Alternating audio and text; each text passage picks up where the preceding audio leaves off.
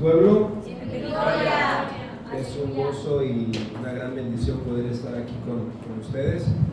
Ya tenía un poquito de tiempo que no venía, y la última vez que pasamos por este lugar fue con mi abuelito, el pastor Elías Grande. Y también, aprovechando, reciban un saludo del pastor Elías. Y me da gusto poder ver a algunos hermanos que vi la vez pasada, pero por ahí en la parte de atrás creo que me alcancé a ver a la hermana Felicita. ¿Sí? La hermana Felicita, Dios le bendiga, hermana. Cómo es Dios que nos permite de alguna otra manera a veces volvernos en... Soy el presidente soy líder de los jóvenes, y el Señor nos ha permitido servir de alguna otra manera en diferentes ministerios, y es todo para la gloria del Señor. Amén. Así que sin más detalle, vamos a entrar por favor a la escritura, y les pido que abran sus Biblias en Juan, el Evangelio según San Juan, capítulo 10, versículo 14. San Juan, capítulo 10, versículo 14.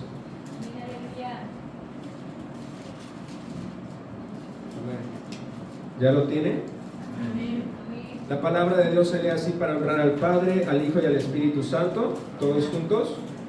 Yo soy el buen pastor,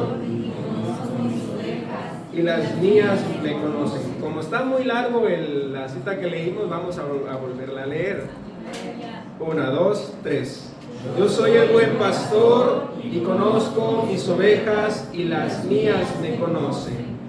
Vamos a orar. Padre, en esta hora, en el nombre de Jesús, te damos gracias porque eres bueno, Señor, y para siempre es tu misericordia, y nos das la bendición y oportunidad de estar aquí, Señor, junto a mis hermanos para exaltarte y glorificarte, Señor. Padre, pero ahora se ha llegado el momento de escuchar tu palabra, por lo cual pido que no sea yo, Señor, sino seas tú hablando, Señor, a nuestras vidas, y solamente sea yo el canal e instrumento en tus manos para tu gloria y tu alabanza. Ciñe, Señor, mi vida a ti, y aún mis labios sean sujetos conforme a tu palabra y a la voluntad de tu Espíritu Santo. En el nombre poderoso de Jesús, gracias, Señor. Amén. ¿Pueden sentarse? Se me pasaba presentar, aparte de lo que venimos, estuvimos en el evento del Congreso de Jóvenes, y vienen por este lado, tenemos a 3 varones de la iglesia, y también por acá, bueno, digo pura familia porque la mayoría es pura familia. Está mi primo Suriel, mi prima Areli, bueno, que ya de casa, y está Alondra también, y por este lado está la joven Judith. Y estuvimos en estos días del evento, y fue de grande bendición.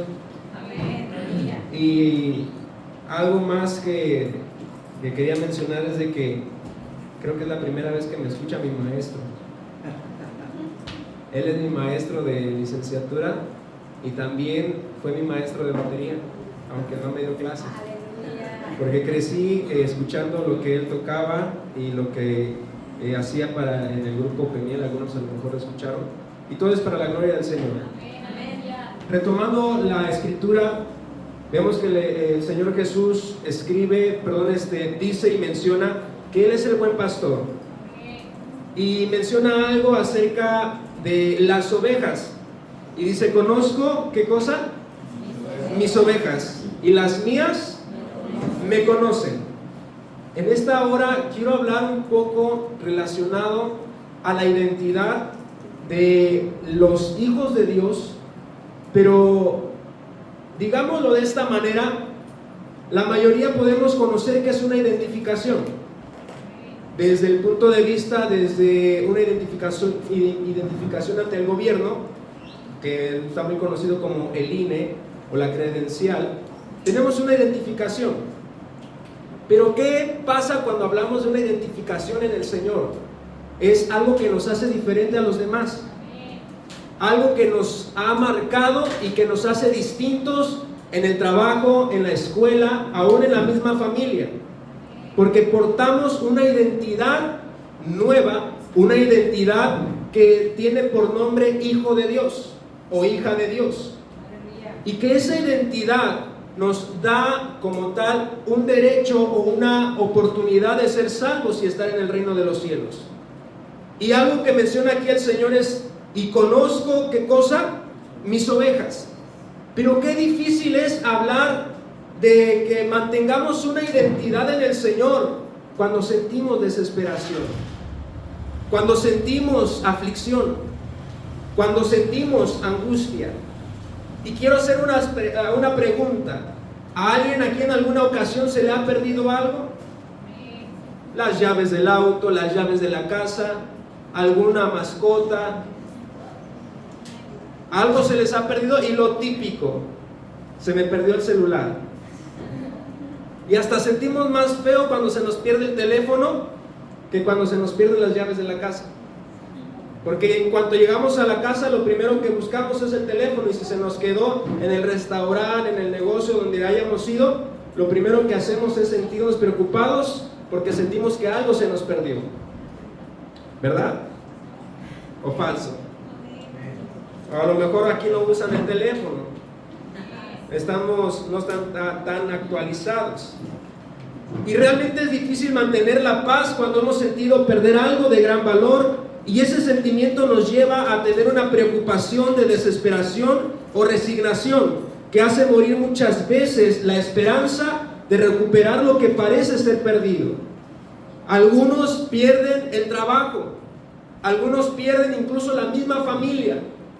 El esposo siente que está perdiendo a su esposa, la esposa siente que está perdiendo a su esposo. Aún reflexiona el matrimonio y dice: ¿qué estamos haciendo con nuestros hijos? Parece ser que los estamos perdiendo. Y de alguna u otra manera llega a nuestra vida el sentimiento de que algo está sucediendo en nuestro alrededor, y algo se está perdiendo en nuestro entorno. Y algo viene a preocuparnos, algo aflige nuestro corazón porque sentimos que algo está pasando y que no hay una esperanza de recuperarlo. Cuando tenemos un familiar en el hospital y que nos están diciendo que está en punto terminal, en que ya no va a haber retorno, no hay medicina que pueda curar la enfermedad y nada más quedan lapsos de minutos u horas para partir, ¿qué sentimos? ¿Cuál es ese sentimiento de aflicción, de angustia, de saber que estamos perdiendo algo y que no lo podemos recuperar? Cuando pasan los años y decimos: he perdido años de mi vida porque los pude haber aprovechado en algo para edificación. Y que de alguna u otra manera, cuando se pierde ese tipo de cosas que vienen a afligir nuestro corazón, desde la pérdida de un familiar, desde la confianza en una persona, desde la relación matrimonial, desde la relación familiar, aún el trabajo, aún los estudios, cuando se pierde algo, ocasiona un sentimiento en nuestro corazón de preocupación, de aflicción, algo que no nos permite caminar con esa felicidad y esa tranquilidad. Porque ahí está, es como una espinita, una preocupación que sabemos que o puede ser que tenga esperanza en algo, o puede ser que estemos perdiendo la esperanza de poder recuperarlo. ¿Están aquí? Y cuando se pierde aún la felicidad, la paz, el amor, la confianza, la estabilidad emocional y sentimental, junto con ello se lleva esa parte de nuestro corazón. Se lleva de nosotros esa esperanza de poder recuperarlo.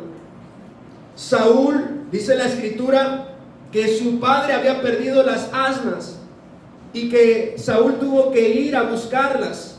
Y dice la escritura que fue a diferentes lugares y las asnas no estaban. Pero hay algo que hace Saúl y fue que perdió la esperanza de encontrar las asnas. Y vemos que Saúl le dice a su criado: ¿sabes qué? Vamos a regresarnos mejor a casa y le vamos a decir que no encontramos las asnas. A lo mejor posiblemente hemos perdido algo material, algo que no significa mucho. Pero ¿qué pasa cuando perdemos una parte de nuestro corazón? Algo que está tomando lugar en nuestra alma y en nuestro corazón a través incluso de alguna persona. Tal cual lo vemos también en el ejemplo de la viuda de Sarepta. Esta mujer ya había perdido la esperanza de ¿qué? De que su esposo estuviera vivo. Y analizamos la escritura y dice la palabra que la viuda ya estaba viuda cuando Elías se acercó y fue donde ella estaba. Y posiblemente podríamos decir que la viuda perdió la esperanza de que llegara un hombre a su vida que pudiera solventar los gastos de la casa. Y por eso encontramos que la viuda estaba buscando leña. Ya había incluso hasta perdido la esperanza de vivir. Y la viuda le dice a Elías, cuando Elías se acerca y le pide de comer, le dice: oh, mi señor, ¿no ves que ya no tengo nada que comer? Estaba buscando precisamente la leña porque fíjate que nada más me quedaba una porción de comida y después de esto ya estábamos a morir con mi hijo. Soy viuda y aún nada más tengo un hijo y es lo último que me queda de comer. Ya solo estaba recogiendo la leña para poder alimentarnos y después de esto dejarnos morir. La viuda de Sarepta ya había perdido la esperanza en medio de la aflicción y de lo que estaba viviendo, la adversidad y circunstancia. Y llega este hombre, Elías, y sucede un milagro donde la harina y aún el aceite se reproducieron. Y sucedió el milagro y podríamos decir: recuperé la esperanza de vivir. Recuperé lo que estaba perdido y ahora puedo seguir viviendo yo y mi hijo, posiblemente dijo esta mujer. Pero pasa algo más adelantito, y es de que el hijo de esta mujer cae enfermo y empieza otra vez la preocupación. La única esperanza que tenía la mujer para ser su motor de vivir estaba enfermo y se encontraba en una mala situación y estado físico. Y dice la escritura que este niño murió. ¿Se imaginan ustedes? Esta viuda ya había perdido a su esposo. Esta viuda ya había pasado el impacto de ver que se estaban terminando las provisiones alimenticias y no tenía que ofrecerle a su hijo, y que iba a ver morir a su hijo, y aún ella se iba a morir por no tener alimento. Y sobre eso todavía fallece su hijo y pierde totalmente la esperanza. Y dice la escritura de que aún ella le reclamó a Elías que por qué había traído ese mal a su casa. Pero también vemos otro ejemplo cuando Marta y María tenían la esperanza de que Lázaro no muriera. Y aún mandaron a traer a Jesús y le dijeron: tráiganlo. Díganle que Lázaro está enfermo y es enfermedad de muerte. Y llegan allá con el anuncio, el mensaje a donde estaba Jesús. Y lo primero que dice Jesús: esta enfermedad no es de muerte. Algunos posiblemente llegaríamos cuando nos mandan a darle un recado a alguien y que urge porque estamos sintiendo que la esperanza se está terminando. Llegaríamos desesperadamente a decirle: ¿sabes qué? Se está agotando el tiempo. Nuestra mamá, nuestra abuela, nuestro abuelo está a punto de irse. Vamos a verlo antes de que se vaya. Y se imaginan que la persona lo tome con mucha calma y decir todavía: tranquila, tranquilo. Esta enfermedad no es de muerte. Cuando mientras estás viendo que está dando los últimos suspiros. Marta y María estaban perdiendo la esperanza y sentían ese sentimiento de preocupación, de saber que lo que estaban perdiendo ya no tenía vuelta atrás. Estamos aquí. Y pasa algo, que mientras más grande es un problema, más pequeña es la esperanza de recuperar lo que está pasando. Mientras más grande vemos un problema, más pequeño se vuelve la esperanza de encontrar una solución y una respuesta a eso. Pero ¿cuántos creen que con Cristo hay esperanza? Denle un fuerte aplauso al Señor. Porque Él vive en mí. Hay problemas que creemos superar y resolver con nuestras propias fuerzas y a nuestra manera. Y pensamos que lo lograremos a través de nuestros recursos. Estas mujeres estaban perdiendo la esperanza y creían que iban a encontrar la esperanza acudiendo ¿a quién? Al hombre de Dios. Pero ¿qué pasa cuando en nuestra vida empezamos a tener aflicciones, problemas en el matrimonio, problemas? Bueno, no estoy casado. Pero empiezan a tener problemas en el matrimonio, tienen problemas en el negocio, tienen problemas en el trabajo. Saben que en la escuela, saben que en el negocio, saben que en la calle están enfrentando problemas aún financieros, aún sociales, aún morales y sentimentales o emocionales. ¿Y qué es lo primero que hacemos? Tratar de resolver esos asuntos. ¿De qué manera? A nuestra propia manera. Porque creemos que con una buena solvencia económica le van a dar a sus hijos lo que necesitan. Creen que con una buena solvencia de dinero van a comprar y van a vivir establemente, porque están viviendo bajo sus propias fuerzas. Estas mujeres ya habían perdido todo y aún la esperanza, pero sin embargo, aún en medio de ello, sabían que al punto en el que estaban ya no podía haber una vuelta atrás por lo que sus manos pudieran hacer. Estamos aquí. El que tiene dinero piensa solucionar las cosas con dinero. El que tiene influencias piensa solucionar todo con contactos y amigos. Y le dice, ¿sabes qué, camarada? Fíjate que yo tengo un contacto en el ayuntamiento, no te preocupes, esto se va a solucionar. Tú nada más dame el número de placas y vas a ver que ahí lo solucionamos. Estamos en la escuela y de repente se acerca un joven, te agrede, le hace algo a tu hijo y dice, no te preocupes, yo tengo un contacto, yo me arreglo de esto. La mujer quiere tomar venganza sobre el marido cuando vio o aún tuvo celos y pensó que su marido le estaba fallando. Y dice, pero vas a ver, chiquitito, vas a ver, ahora vienen las mías. Y aún viceversa. El marido llega a la casa y ve que su esposa no ha tenido la comida lista y dice, pero vas a ver, nada más me pides el domingo para la semana. Tratamos de arreglar lo que estamos enfrentando a través de nuestras propias fuerzas. De los recursos que tenemos a nuestro alcance, tratamos de dar una solución a lo que estamos enfrentando. En pocas palabras, estamos haciendo a un lado la fe en Cristo. Estamos haciendo a un lado a una presencia del Señor, porque estamos acudiendo a lo que nosotros podemos lograr y no lo que Dios puede hacer a través de la fe. Estamos aquí. Pero ¿qué hacemos cuando el problema supera nuestras capacidades y nos damos cuenta que nosotros mismos no podemos resolver ya ese tal asunto?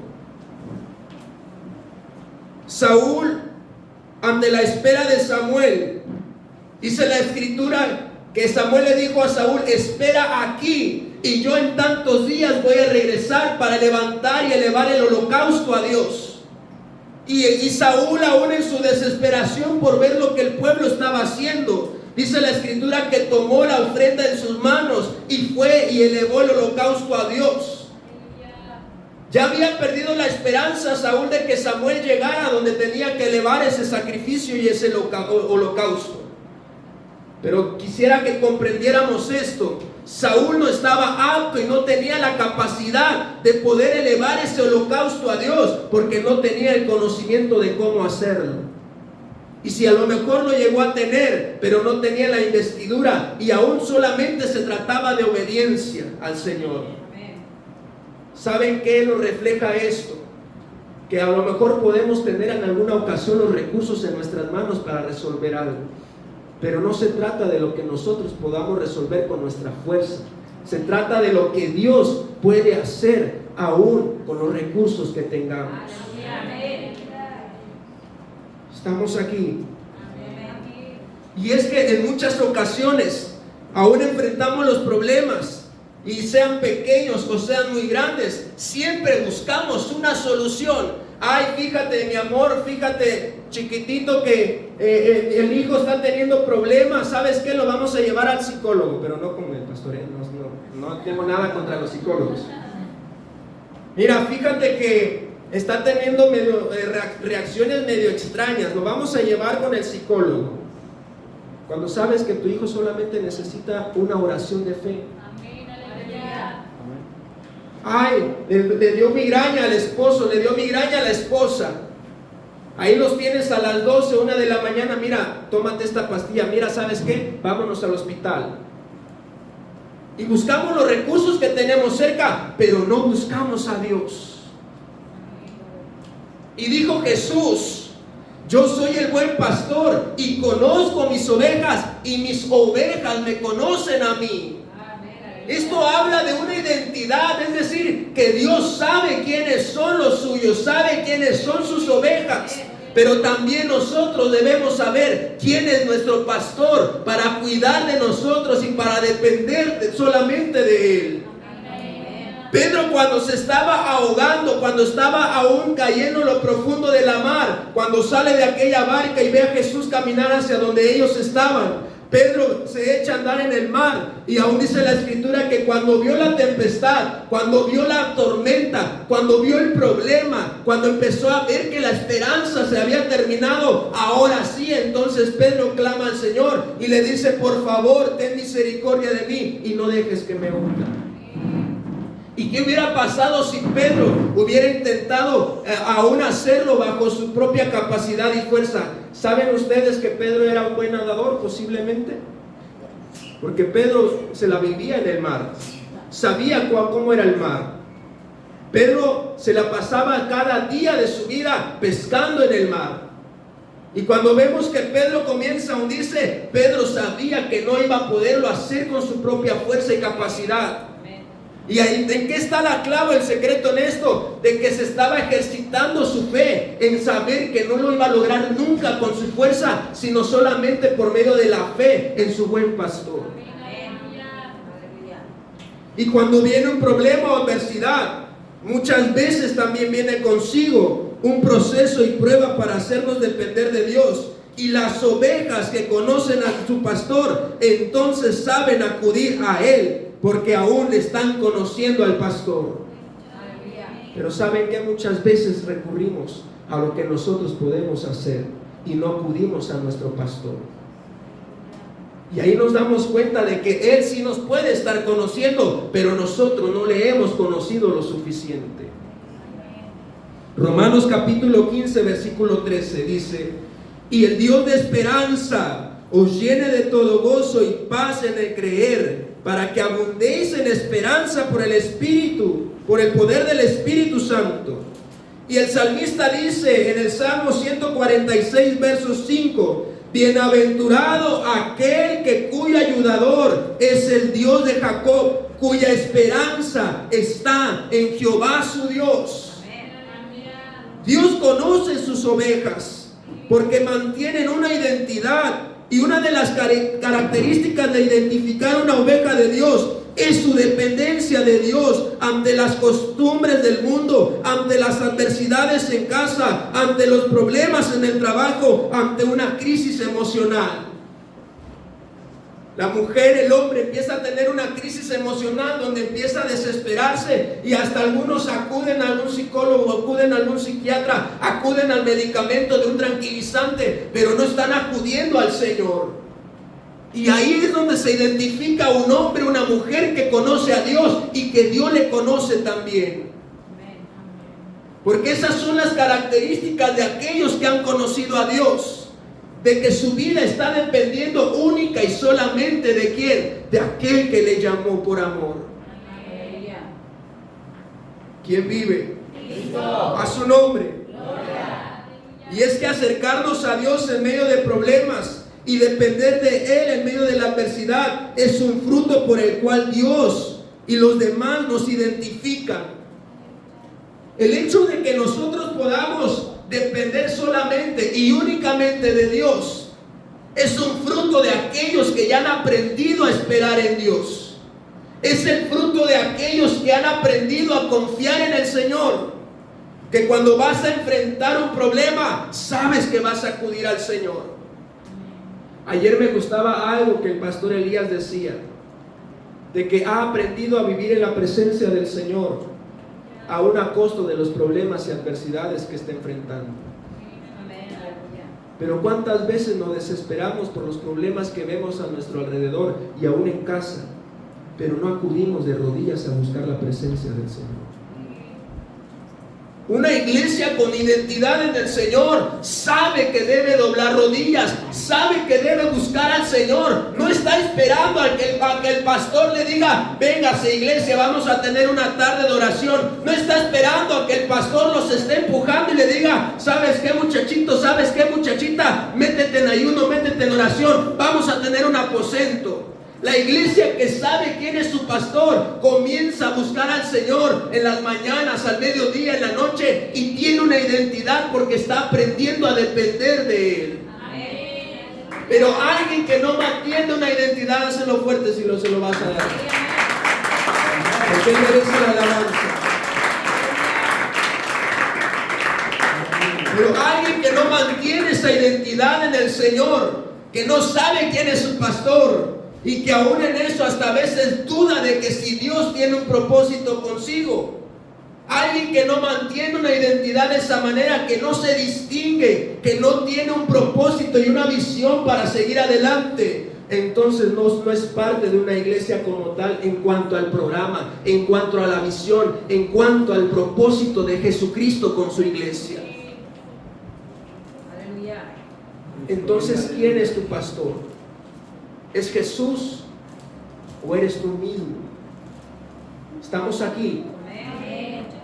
Y cuando un jovencito, una jovencita, el esposo, la esposa sabe quién es su pastor, entonces antes de cualquier cosa, antes de tomar una decisión, antes de ir a un lugar que no le agrada a Dios, entonces sabe que está dependiendo solamente del Señor, y antes de dar un paso, pregunta primero al Señor si es su voluntad, y si no está en su voluntad, ni tan siquiera le busca. Estamos aquí. Mateo capítulo 7, por favor, versículo 21. Vea lo que el Señor dice y que nos debería poner a temblar esta palabra. Porque no es cualquier cosa cuando hablamos de la identidad en el Señor y que el Señor sabe quiénes son sus ovejas y que las ovejas saben quién es su pastor. Mateo capítulo 7, versículo 21, dice así la escritura: no todo el que me dice Señor, Señor entrará en el reino de los cielos, sino el que hace la voluntad de mi Padre que está en los cielos. Muchos me dirán en aquel día: Señor, Señor, no profetizamos en tu nombre, y en tu nombre echamos fuera demonios, y en tu nombre hicimos muchos milagros. Y entonces les declararé: nunca os conocí, apartaos de mí, hacedores de maldad. Entonces, al leer esto deberíamos temblar en que si realmente estoy siendo conocido de Dios, si realmente Dios me está conociendo y si soy parte del rebaño. Porque hay características que representan a una oveja o a un lobo rapaz, en que la oveja es dócil, la oveja se deja doblegar, la oveja es sumisa a la voz del Señor. Y en otra parte el Señor dice que sus ovejas oyen su voz y le siguen. Pero ¿qué pasa cuando estamos apartados de la presencia del Señor? Entonces comenzamos a caer en nuestros propios recursos y nos apartamos de nuestro pastor. Ahora yo te pregunto, ¿te consideras oveja de Dios o un lobo rapaz? El Señor es claro y cuando dice: en aquel día me dirás, ¿sabes qué, Señor? Fíjate que fui a la iglesia los domingos, fíjate que diezmé, aún ofrendé, apoyé el ministerio del pastor, estuve ayudándole, estuve limpiando en la casa, estuve limpiando ahí donde hacíamos los cultos, estuve acudiendo a las actividades, sí, pero nunca te conocí, nunca supe quién eras tú, porque nunca quisiste escucharme a mí. Y cuando el Señor dice sus ovejas escuchan su voz y le siguen, habla de un sentido de obediencia, habla del sentido de una responsabilidad, que al momento de que escuchamos su voz, entonces al salir de la puerta vamos con la preocupación de querer hacer lo que el Señor nos ha hablado para hacer. Pero los que no tienen una identidad en el Señor no saben escuchar la voz de Jesús. ¿Están aquí conmigo? Y no cualquiera es conocido por Dios, solo los que mantienen una identidad con frutos, es decir, vidas que se distinguen por su santidad, vidas que se apartan del pecado, vidas que esperan en Jehová y son pacientes en Él. Vidas y aún hombres y mujeres que no pronuncian palabra contra Dios, por muy fuerte que sea sea la prueba, por muy fuerte que sea el problema, al contrario, acuden al Señor. Esas son las características de una vida con identidad en el Señor, que Dios lo conoce y que Él conoce a su Señor, que mantiene una santidad, que sabe que su manera de ser, de hablar, de conducirse, de vestirse, depende mucho también si es oveja o es un lobo rapaz. Porque viene el Espíritu Santo y te hace notar, te hace sentir incómodo cuando te vistes de una mal forma. Pero no escuchamos la voz del Espíritu Santo.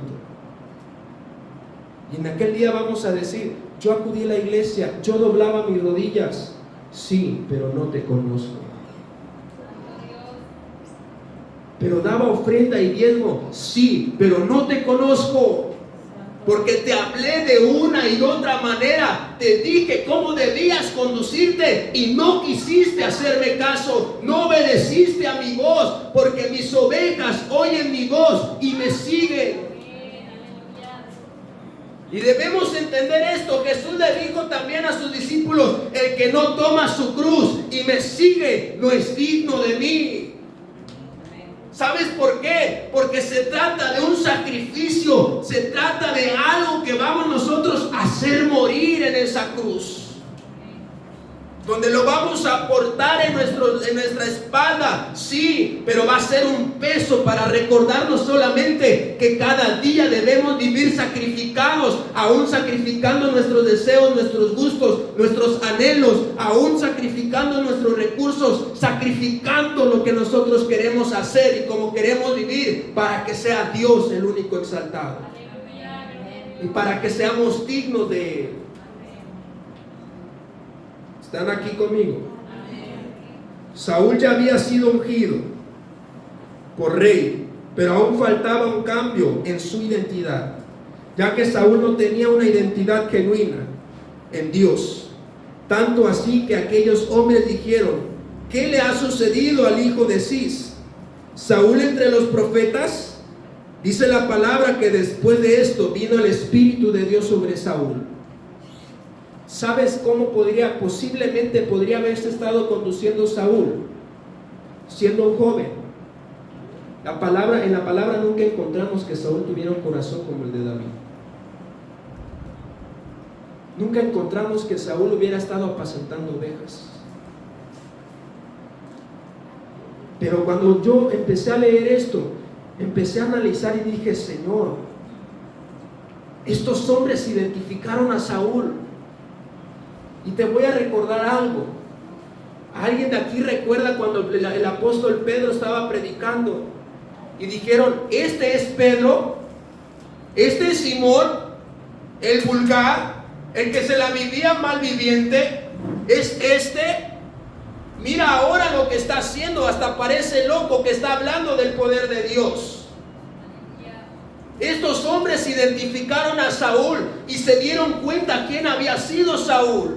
Y por eso hasta hacen la pregunta, ¿Saúl entre los profetas? ¿Este es el hijo de Cis? ¿El que se la pasa diciendo malas palabras? ¿El que se la vive en una mala vida aún en la calle, en la sociedad, en el trabajo, con los amigos? ¿Es este Saúl? No lo puedo creer. Pero sin embargo, Saúl estaba ahí. ¿Por qué? Por un propósito de Dios.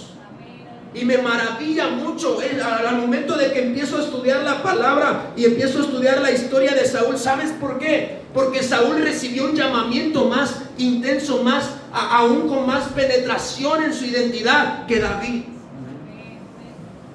Y si analizamos el llamamiento de Saúl, podríamos decir, Saúl sí tenía las características de un rey.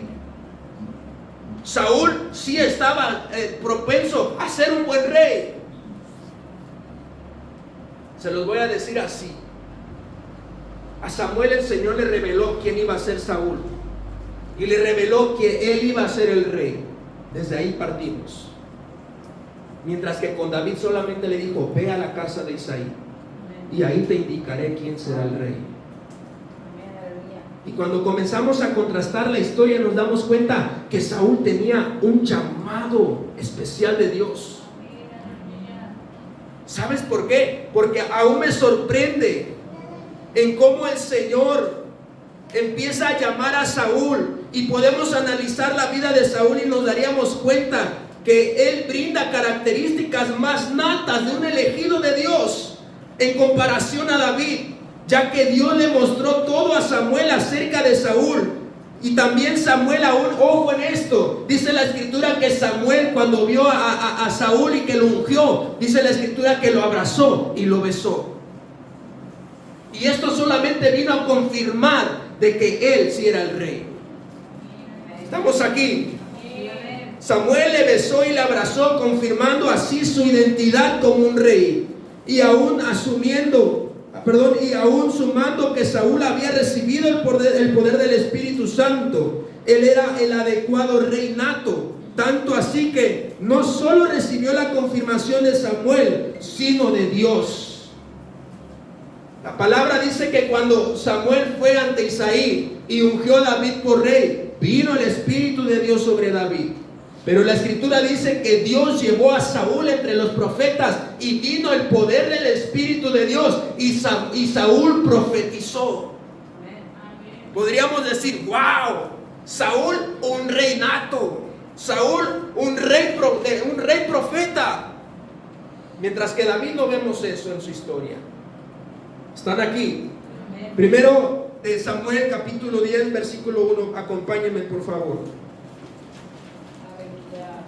Primero de Samuel, capítulo 1, versículo 5. Del 1 al 5, perdón. Samuel capítulo 10, perdón, versículo 1 al 5. Dice la escritura, ya que lo tengan por ahí. Tomando entonces Samuel una redoma de aceite, la derramó sobre ¿qué? Su cabeza, y lo besó. Y le dijo, ¿no te ha ungido Jehová por príncipe sobre su pueblo Israel? Ojo con esto, ya Dios había confirmado ahí que Saúl era el rey. Y debemos entender esto, porque Dios había confirmado el llamado de Saúl, pero ahora iban a ir las señales para confirmar aún el corazón de Saúl. Ya Dios había confirmado su reino a través de Samuel, pero ahora Dios debía confirmarle a Saúl que él iba a ser el rey. Seguimos leyendo. Dice Samuel, hoy después que te hayas apartado de mí, hallarás 2 hombres junto al sepulcro de Raquel, en el territorio de Benjamín, en Selsa, los cuales te dirán, las asnas que habías ido a buscar se han hallado. ¿Sabes qué le dice aquí el Señor en pocas palabras? Mira, Saulito, ya déjate de preocupar, ya no estés atormentado en que si vas a encontrar la esperanza, en que si no la vas a encontrar. Ya he dado una solución, no te preocupes más. ¿Sabes qué? Ahora te voy a enseñar cómo quiero que camines. Y sigue diciendo la escritura. ¿En qué nos quedamos? En el 2. Las asnas que habían ido a buscar se han hallado. Tu padre ha dejado ya de inquietarse por las asnas y está afligido por vosotros, diciendo, ¿qué haré acerca de mi hijo? Y luego de ahí sigas más adelante y llegues a la encina de Tabor. Te saldrán al encuentro 3 hombres que suben a Dios en Betel, llevando uno 3 cabritos, otro 3 tortas de pan, y el tercero una vasija de vino, los cuales luego que te hayan saludado te darán 2 panes, los que tomarás de mano de ellos. Después de esto llegarás al collado de Dios, donde está la guarnición de los filisteos, y cuando entres allá en la ciudad encontrarás una compañía de ¿qué? De profetas que descienden del lugar alto, y delante de ellos salterio, pandero, flauta y arpa, y ellos profetizando. Entonces el Espíritu de Jehová vendrá sobre ti con poder, y profetizarás con ellos, y serás mudado en otro hombre. Y cuando te haya sucedido estas señales, haz lo que te viniera a la mano, porque Dios está contigo. ¿Sabes qué le dijo Dios a Saúl? Te voy a cambiar el corazón, te voy a cambiar la identidad. Ya no vas a ser el mismo Saúl de antes, ahora vas a ser el Saúl que yo quiero que seas. Estamos aquí, pero me sorprende algo. Y cuando yo empiezo a estudiar esto, le digo, wow, Señor. Empieza el Señor a tratar con Saúl para cambiar cambiar su identidad. ¿Y sabes qué significa Raquel? Oveja de Dios. Ese es el significado de Raquel, oveja de Dios. Y cuando Samuel le dice a Saúl, vas a pasar por el sepulcro de Samuel, en pocas palabras le decía a Saúl, ¿sabes qué? Vas a hacer morir tu identidad, vas a hacer morir tus gustos, vas a hacer morir lo que tú quieres, porque ahora vas a ser una oveja de Dios. Ahora vas a tener un pastor y él te conoce y tú le conocerás aún más. Estamos aquí. Pero algo que también me sorprende es que más adelante Samuel le dice a Saúl que va a llegar a la encina de Tabor. ¿Y sabes qué significa Tabor? Revelación. Pero tiene un significado, o aún tiene una representación más profunda esto. Dice la escritura que Saúl debía subir a la encina de Tabor. ¿Sabes qué significa esto? Que muchas veces vamos a tener que sufrir, vamos a sentir fatiga por tener que subir a donde Dios quiere llevarnos, por tener que ir a donde Dios quiere que vayamos, pero nos va a costar en algún momento, sí nos va a costar, pero solamente los elegidos de Dios, las ovejas de Dios, oyen su voz y acuden para subir a donde Dios quiere que vayan. Dáselo fuerte, vive, reina.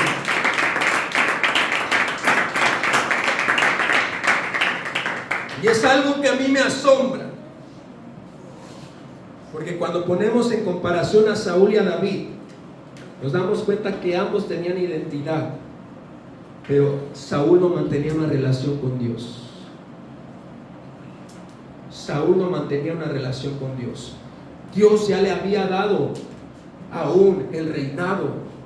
Dios ya le había dicho a Saúl, te vas a quedar como rey, eres mi oveja, eres mi siervo, pero haz lo que yo te mande hacer. Pero no vemos que Saúl mantuviera una relación con Dios, pero sí vemos un llamamiento nato que Dios le hizo a Saúl. Pero ¿saben qué es lo que a mí me asombra más? De que David no fue llamado a lo mejor como Saúl.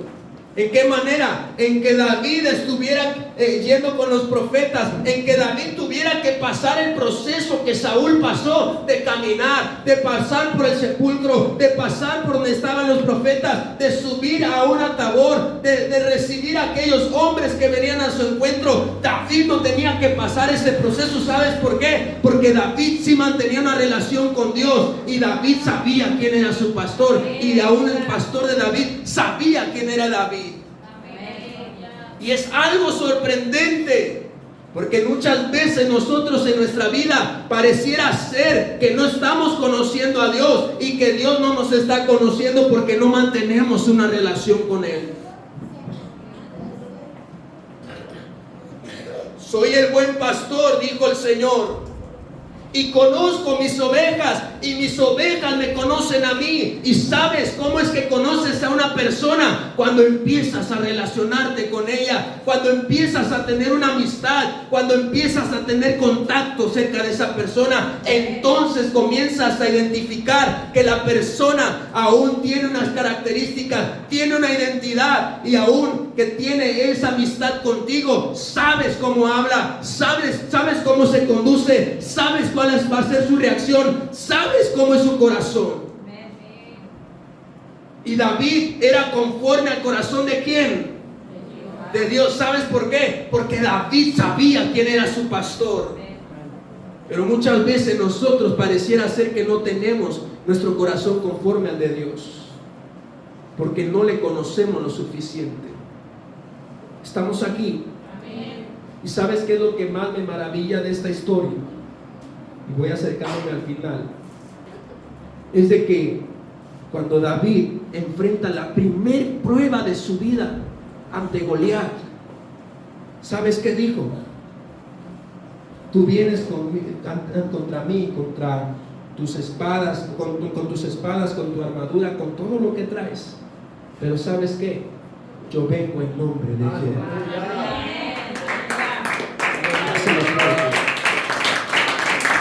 Y esto significaba solamente algo. Saúl nunca le dio el reconocimiento a Dios, porque porque no tenía esa relación con el Señor en la intimidad, a solas con Dios. Al contrario, vemos que Samuel se acerca a Saúl y Saúl le dice: no, ven conmigo, vamos a ofrecerle sacrificio de holocausto a tu Dios. Pero nunca dijo: a mi Dios. Y sin embargo vemos en otra historia cuando se acerca el general del ejército de David y le dice: ¿sabes qué? Jehová tu Dios esté contigo. Jehová tu Dios haga como tú le has pedido. Porque habla de una relación con el Señor. Es decir, que las ovejas que son de Dios mantienen una relación, conocen quién es su pastor, y la única manera de conocer al Señor es cuando llegas al sepulcro, es cuando sacrificas tu carne, es cuando sacrificas tus deseos, es cuando sacrificas lo que tú dices: ay, ¿qué importa que vaya así? ¿Qué importa que viva así? Que al fin y al cabo Dios es amor y me ama como soy. No tienes una relación con el Señor, porque los que tienen relación con el Señor van al sepulcro, sacrifican su carne, sacrifican sus deseos, y entonces reciben la identidad de una oveja de Dios. Sin una comunión y relación con Dios no hay identidad de Cristo. Sin oración y sin ayuno y sin búsqueda del Señor no hay identidad como cristianos. Puedes irte a ayunar y hacerte un estudio y no tienes una identidad.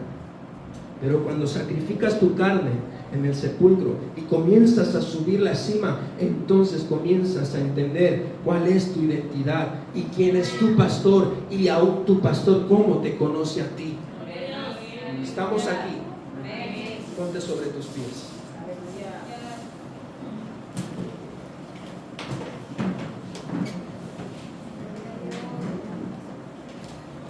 Conocer a Dios no solo es a través de una obediencia o una identificación. No es solamente cuando voy a la iglesia y voy a la calle y traigo mi carro tapizado de letras. Mi identidad no va a cambiar el que yo sea conocido por Dios o que no sea conocido o que sea conocido por Dios. Eso no lo va a cambiar. Sabes cómo realmente tienes una identidad en el Señor y qué si es lo que vale la pena cuando tienes una relación con el Señor, y entonces Dios te conoce y entonces tú le conoces a Dios.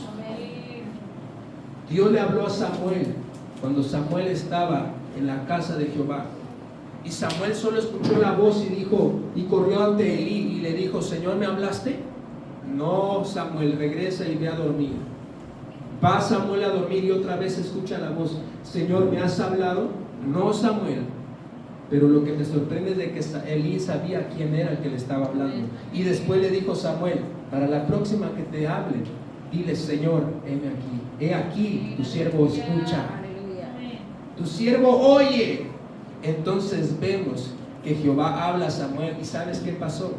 Jehová le reveló a Samuel todo lo que estaba pasando con los hijos de Elí. Jehová le reveló a Samuel todo lo que estaba pasando aún en Elí. Pero Samuel comenzó a tomar una identidad en el Señor por su comunión, por su relación con el Señor. Que así sea nuestra vida de ahora en adelante.